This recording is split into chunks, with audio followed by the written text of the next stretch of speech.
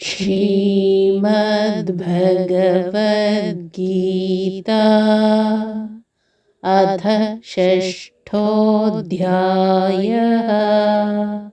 ಆರನೆಯ ಅಧ್ಯಾಯ ಧ್ಯಾನಯೋಗಃ. ಧ್ಯಾನಯೋಗ.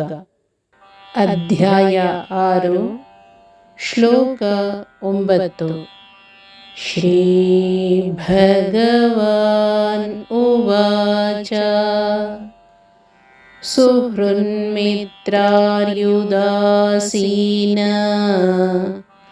ಮಧ್ಯಸ್ಥದ್ವೇಷ್ಯ ಬಂಧುಷು ಸಾಧುಷ್ವಪಿ ಚ ಪಾಪೇಷು ಸಮಬುದ್ಧಿರ್ವಿಶಿಷ್ಯತೆ.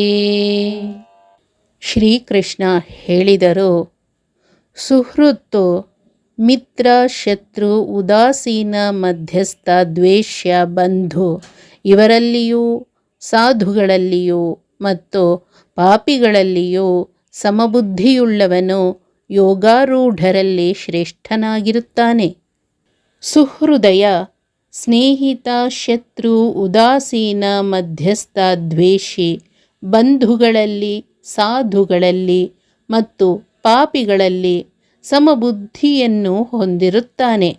ಆದ್ದರಿಂದ ಅವನು ಹೆಚ್ಚಿನವನು. ಹೆಳೆ ಇಲ್ಲದೆ ಹಚ್ಚಿಕೊಳ್ಳುವವರು, ಕಷ್ಟಕಾಲದಲ್ಲಿ ಎಚ್ಚರಿಸುವವರು, ಕಾಟ ಕೊಡುವವರು, ಒಳಿತು ಕೆಡುಕು ಯಾವುದಕ್ಕೂ ಇಲ್ಲದವರು, ಎರಡಕ್ಕೂ ನಿಲ್ಲುವವರು, ಬೇಡವಾದದ್ದನ್ನು ಬಗೆಯುವವರು, ನೆಂಟರು, ಒಳ್ಳೆಯವರು ಮತ್ತು ಕೆಟ್ಟವರು ಎಲ್ಲರೂ ಮೂಲತಃ ಜ್ಞಾನಸ್ವರೂಪರು ಎಂದು ಸಮಭಾವದಿಂದ ಕಾಣುವವನು, ಎಲ್ಲರನ್ನೂ ಅವರವರ ಇರವಿಗೆ ತಕ್ಕಂತೆ ಗೌರವಿಸುವವನು ಮಿಗಿಲಾದವನು. ಮನಸ್ಸು ಸಮತೋಲನವಾಗದೆ ಧ್ಯಾನ ಮಾಡಲು ಸಾಧ್ಯವಿಲ್ಲ. ಯಾರ್ಯಾರೋ ಬಗ್ಗೆ ಯಾವುದ್ಯಾವುದೋ ವಿಚಾರಗಳು ಮನಸ್ಸಿನಲ್ಲಿ ಸುಳಿಯಲಾರಂಭಿಸಿದರೆ ಧ್ಯಾನ ಅಸಾಧ್ಯ. ಪ್ರಪಂಚದಲ್ಲಿ ಅನೇಕ ವಿಧದ ಜನರಿರುತ್ತಾರೆ. ಉದಾಹರಣೆಗೆ ಸುಹೃತರು ಅಂದರೆ ಒಳ್ಳೆಯ ಹೃದಯವುಳ್ಳವರು, ಯಾವ ಪ್ರತ್ಯುಪಕಾರ ಬಯಸದೆ ಎಲ್ಲರಿಗೂ ಸಹಾಯ ಮಾಡುವ ಜನರಿವರು. ಇವರ ನಂತರ ಮಿತ್ರ, ತನ್ನ ಆತ್ಮೀಯನಿಗೆ ಸದಾ ಸಹಾಯ ಮಾಡುವವ, ನಾವು ತಪ್ಪಿದಾಗ ನಮ್ಮನ್ನು ತಿದ್ದುವವನೀತ. ಆರಿಗಳು, ಕೊಲ್ಲುವ, ಕೆಟ್ಟ ಶತ್ರುತ್ವ ಸಾಧಿಸುವ ಇವರಿಗೆ ದ್ವೇಷಿಸಲು ಕಾರಣ ಬೇಡ. ಉದಾಸೀನರು, ಇವರು ಒಳ್ಳೆಯದಕ್ಕೂ ಇಲ್ಲ, ಕೆಟ್ಟದಕ್ಕೂ ಇಲ್ಲ. ಮಧ್ಯಸ್ಥ, ಒಳ್ಳೆಯದು ಮಾಡಿದಾಗ ಒಳ್ಳೆಯದು, ಕೆಟ್ಟದ್ದು ಮಾಡಿದಾಗ ಕೆಟ್ಟದ್ದು ಮಾಡುವವ. ದ್ವೇಷ, ಒಬ್ಬರನ್ನು ಕಂಡು ಸಹಿಸದವ ಅಂದರೆ ಹೆಟ್ರೆಡ್. ಕೊನೆಯದಾಗಿ ಬಂಧುಗಳು ಅಂದರೆ ರಿಲೇಟಿವ್ಸ್. ಹೀಗೆ ಮಾನವ ಜನಾಂಗದಲ್ಲಿ ಒಳ್ಳೆಯವರು ಮತ್ತು ಕೆಟ್ಟವರು ತುಂಬಿರುತ್ತಾರೆ. ದೇವತೆಗಳಲ್ಲಿ, ದಾನವರಲ್ಲಿ ಈ ರೀತಿಯ ಸಮ್ಮಿಶ್ರ ವರ್ಗವಿಲ್ಲ. ದೇವತೆಗಳು ಕೇವಲ ಸಾಧುಗಳು, ಅಸುರರು ಸದಾ ಪಾಪಿಗಳು. ಆದರೆ ಮಾನವರಲ್ಲಿ ಮಾತ್ರ ಈ ಎರಡು ಗುಣಮಿಶ್ರಿತ ಗುಂಪುಗಳನ್ನು ಕಾಣಬಹುದು. ಧ್ಯಾನದಲ್ಲಿ ನಮಗೆ ಭಗವಂತನ ದರ್ಶನವಾಗಬೇಕಾದರೆ ಮೊದಲು ನಾವು ನಮ್ಮ ಅಂತರಂಗದಲ್ಲಿ ಈ ಎಲ್ಲ ರೀತಿಯ ಜನರ ಬಗ್ಗೆ ಸಮಬುದ್ಧಿಯನ್ನು ಬೆಳೆಸಿಕೊಳ್ಳಬೇಕು.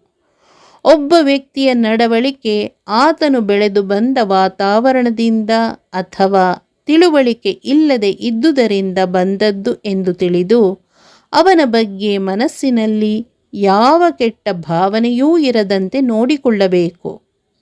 ಒಬ್ಬ ನಮ್ಮ ವೈರಿಯಂತೆ ನಮ್ಮನ್ನು ಕಾಡುತ್ತಿರಬಹುದು.